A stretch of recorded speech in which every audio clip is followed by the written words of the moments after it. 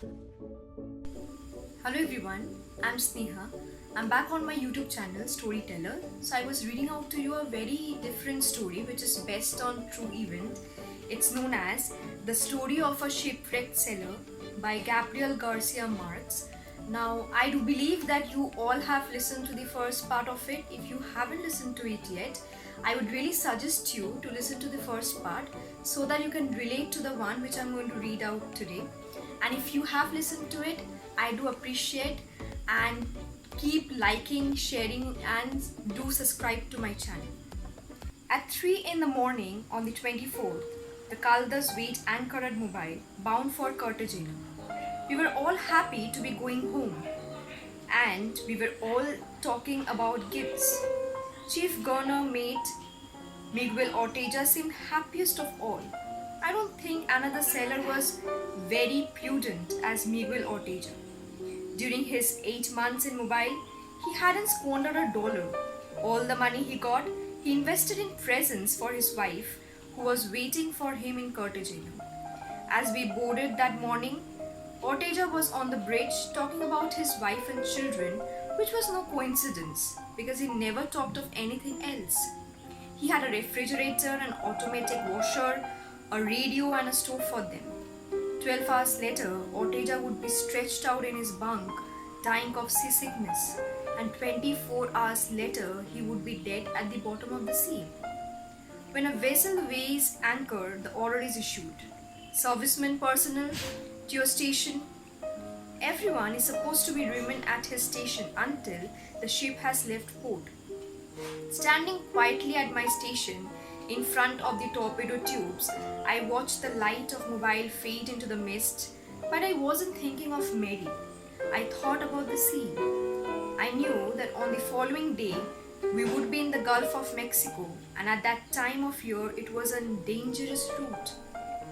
Since dawn, I hadn't seen Lieutenant Jaime Martinez Diago, second in command and the only officer to die in the catastrophe. He was tall and husky, a taciturn man whom I had seen on very few occasions. I knew that he was a native of Tolima and a fine person. But that morning, I did see First Warrant Officer Julio Amador Carabello, a tall, well-built man who passed by me looking at the fading lights of Mobile and went off to his station. I think it was the last time I saw him aboard the ship. None of the crew of the Caldas were more vocal about his delight at going home than Warrant Officer Elias Sabogal, the chief engineer. He was a sea wolf, small, lethargy, robust, and talkative. He was about 40 years old, and I think he had spent most of those years talking. Sabogal had good reason to be happier than anyone else. In Cartagena, his wife was waiting for him with their 6 children. He had seen only 5 of them, the youngest having been born while he was in Mobile. The voyage was perfectly calm until dawn, and within an hour, I had once again grown unaccustomed to sailing. To the sea, I could see the sun just starting to rise. I wasn't feeling uneasy then, merely tired. I hadn't slept all night. I was thirsty and had bad memories of the whiskey of the night before. At 6, the order was given. Service personnel relieved. Midshipmen to your station. As soon as I heard the order, I returned to quarter. In the bunk below mine, Luis Rengifo, sitting up, blinked his eyes in an effort to wake up. "Where are you going?" he asked. I told him we had just left port. Then I climbed into the bunk and tried to go to sleep. Luis Rengifo was a complete seaman. He was born in Choco, which was far from the sea, but he had the sea in his blood. When the Caldas put in to Mobile for repairs, Luis Rengifo was not only among the crew, he was in Washington taking a course in armaments. He was serious, studious, and spoke English as well as he spoke Spanish. He had received his civil engineering degree in Washington. He had also married a woman from the Dominican Republic there in 1952. When the repair to the Caldas were completed, he left Washington and rejoined the crew. A few days before we left Mobile, he told me that the first thing he was going to do when he arrived in Colombia was to try to speed up the arrangements to have his wife move to Cartagena. Since Luis Rengifo had not sailed for such a long time, I was sure he would be seasick. That first morning of the voyage, he asked me while he dressed, "Haven't you gotten sick yet?" I told him I hadn't. Then Rengifo said, "In 2 or 3 hours, I'll see you with your tongue hanging out." "That's how you will look," I said.